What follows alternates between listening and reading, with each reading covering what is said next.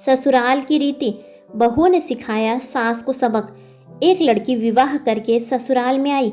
घर में एक तो उसका पति था, एक सास थी और एक दादी सास थी।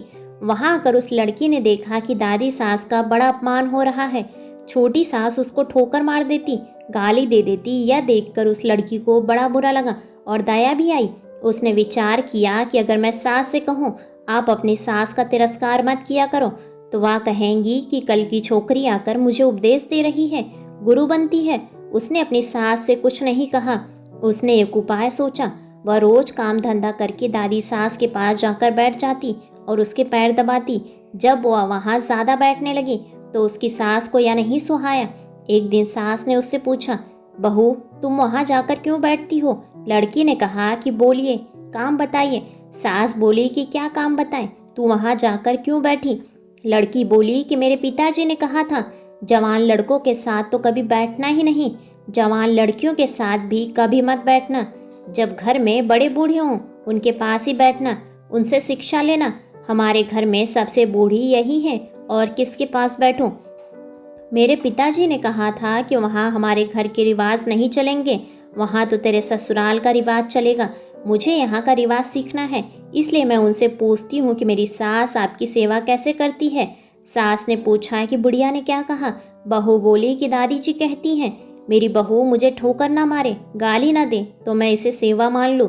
सास बोली कि क्या तू भी ऐसा ही करेगी? वह बोली कि मैं ऐसा नहीं कहती हूँ, मेरे पिताजी ने कहा है बड़ों से ससुराल में रीति सीखना। सास डरने लग गई कि मैं अपनी सास के साथ जो बर्ताव करूंगी वही बर्ताव मेरे साथ होने लग जाएगा। एक जगह कोने में ठीकरी इकट्ठा थी। सास ने पूछा, बहू ये ठीकरी क्यों इकट्ठा पड़ी है? बहू ने कहा, आप दादी जी को ठीकरी में भोजन दिया करती हो, इसलिए मैंने पहले ही जमा कर ली। तू मुझे ठीकरी में भोजन कराएगी क्या? मेरे पिताजी ने कहा है तेरे ससुराल की रीति चलेगी, यही तो रीति है। आप दादी को ठीकरी में खाना देती हैं, थाली कौन मांजे? सास ने कहा, थाली तो मैं मांज दूंगी, तू थाली में खाना दिया कर। ठीकरी उठाकर बाहर फेंक। अब बूढ़ी दादी को थाली में भोजन मिलने लगा। सबको भोजन देने के बाद जो बाकी बचे वह खिचड़ी की खुरचन, कंकड़ वाली दाल दादी को दी जाती। लड़की उसको हाथ में लेकर देखने लगी। सास ने पूछा, बहू क्या देखती हो? मैं देखती हूँ कि बड़ों को भोजन कैसे दिया जाता है। ऐसा भोजन देने की कोई रीति थोड़ी है, तो फिर आप ऐसा भोजन क्यों देती हैं? सास ने कहा, पहले भोजन कौन देगा? बहू ने कहा, आप आज्ञा तो दो, मैं दे दूंगी। तो तू पहले भोजन दे दिया कर, अच्छी बात है। अब बूढ़ी दादी को बढ़िया भोजन मिलने लगा। रसोई बनते ही वह लड़की ताज़ा खिचड़ी, ताज़ा फुल्का, दाल साग ले जाकर दादी जी को दे देती। वह बहू को मन ही मन आशीर्वाद देने लगी। दादी जी दिन भर एक खटिया पर पड़ी रहती। खटिया टूटी हुई थी।